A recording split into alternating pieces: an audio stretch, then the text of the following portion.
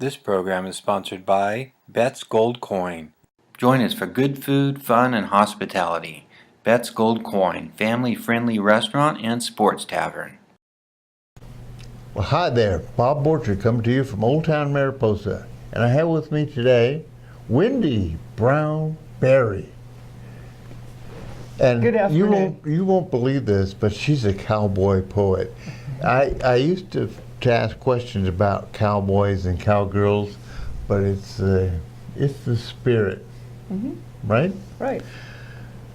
You know, in Mariposa we have a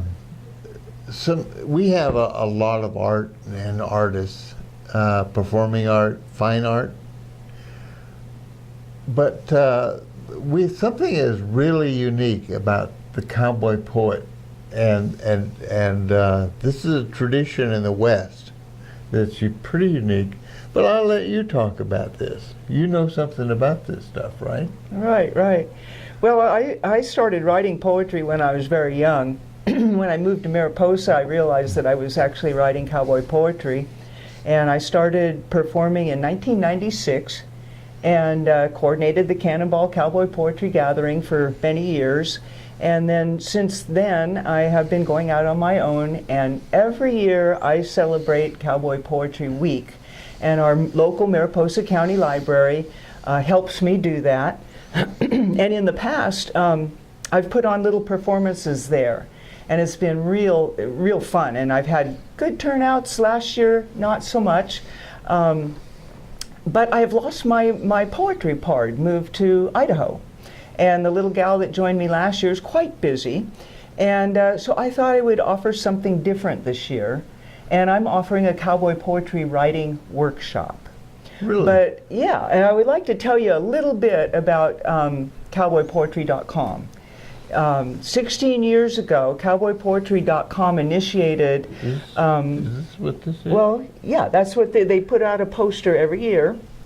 How's that coming across?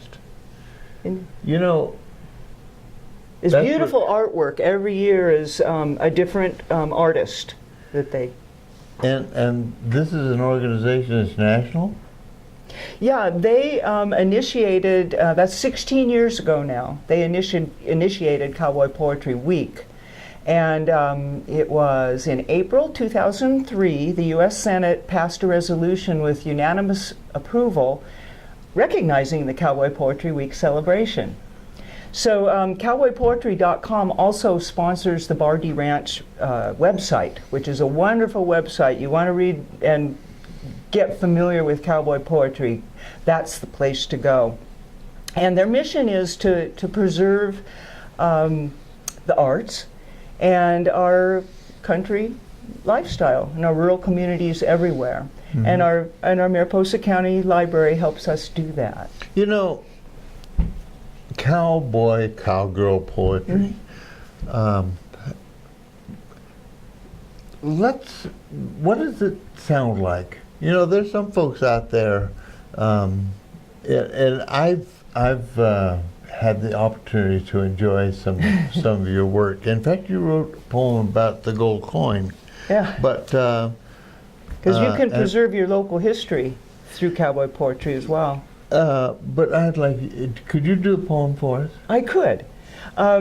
First of all, I would like to say that the Bardi Ranch website, if you donate to them, which I do every year, I get a CD every year. It's different. This year it's the Masters. And Larry McWhorter, I've had the pleasure to hear. Sonny Hancock, I've had the pleasure to hear. They also do this poster that you showed. And if you donate, they send you these things. You do that by going to cowboypoetry.com or what? You can go there, and then the Bardi Ranch website. Bardi Ranch.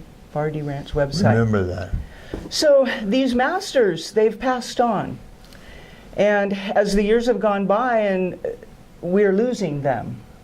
And we want to keep the spirit of the West alive.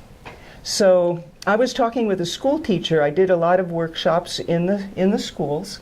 And I was talking to a teacher one time, and we were talking about how the youth of today is changing. It's quite different. They seem to be losing the old values. And so I started thinking about the Code of the West.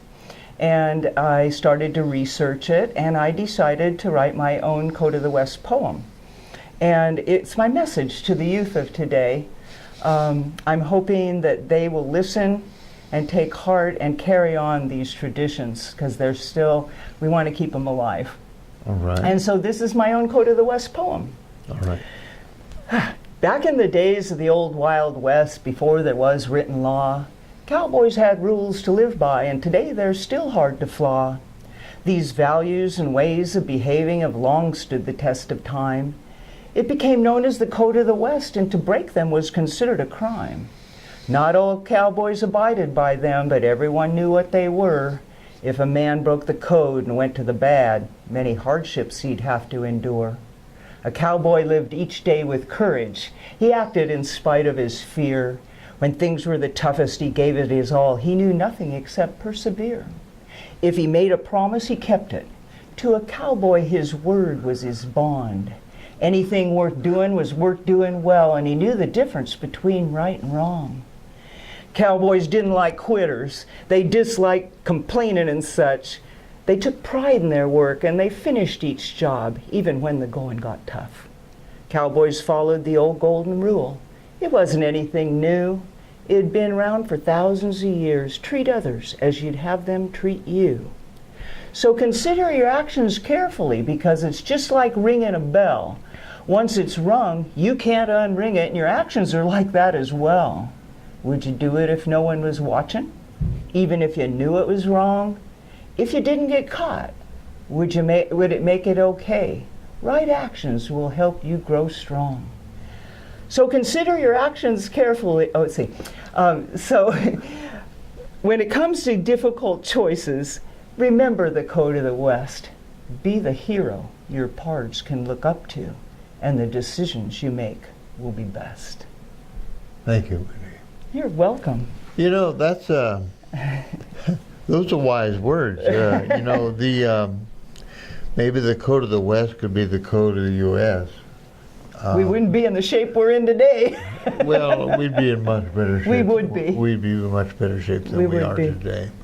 You know, the values that we have as a community, it originates with us as individuals. Mm-hmm. And none of this was written down back there. It was an unwritten code. And I think that's part of what this, you know, if you want to get academic about it, we have oral traditions and oral history, and much of our culture is based on oral traditions and written. You know, our historians now go to the written word, but sometimes we have to think about who is writing those words, and they weren't always the prominent thought of the moment.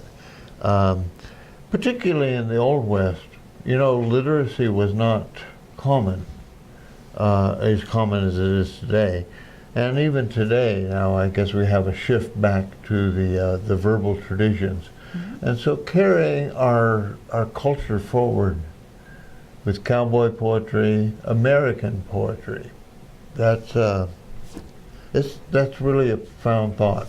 And what we're doing here now, of course, is in the oral tradition. Mm-hmm.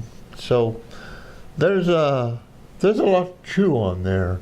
There is. I'm going to have to chew on it some more. What makes it fun about cowboy poetry is cowboys wrote the way they talked, you know, mm-hmm. and so you don't have to be grammatically correct.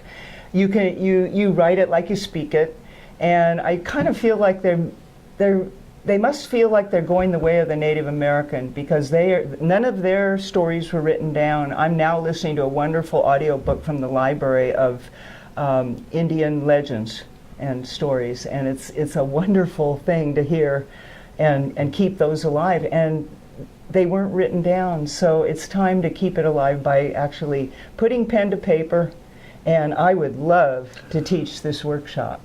Well, this workshop is going to be when?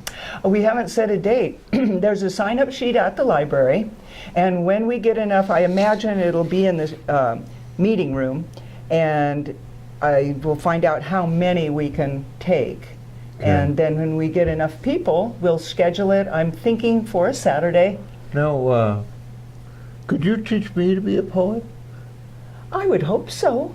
Everybody has a story. Everybody has a story to tell. But I don't have the rhyme. That's what I'm here for. Huh. I did teach one of my best workshops was up at Columbia State Park for the Tuolumne Writers Retreat. Uh-huh. And it was adults. And mostly I had worked with kids in the schools. But it was all adults, and it was well received. And they all wrote poems for me. And my husband was there, actually, and wrote one. And yeah, there's a poem in almost anything. You can write about a cowboy hat. You can write about a fence. I've got a wonderful poem written by another gal that came to perform one year about a post. It's called Ode to a Post. And it's the most amazing poem. It's everything having to do with a fence post. And when it's lived out its usefulness, you can always warm yourself while it's crackling on the fire. Wendy, as always, it's a sheer joy when you come and join me. Well, thank you for helping me promote Cowboy Poetry Week. It's this week, the 16th through the 22nd. Okay. And, well, we'll go out and celebrate. I think so. Thank you for joining us, and we'll be seeing you around soon. And think about this, cowboy poetry. This is oral traditions that we could build on in this community. Yeah. Anyway, thanks for your time. Be looking to see you again soon. Go to the library and sign up. Absolutely. Thanks, Bob.